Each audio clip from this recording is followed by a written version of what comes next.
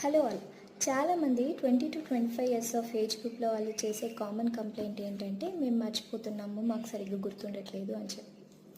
First of all, మతిమరుపుకి 3 reasons ఉన్నాయి. ఒకటి lack of concentration, ఇంకొకటి విటమిన్ B12 డెఫిషియన్సీ, ఇంకొకటి హైపోథైరాయిడిజం. మెయిన్గా మనకి ఏదైనా ఒక థింగ్ మెమొరీ అవ్వాలి అంటే 3 మెయిన్ స్టెప్స్ ఉన్నాయి: రిజిస్టర్, రీటైన్, దెన్ రీకాలబుల్.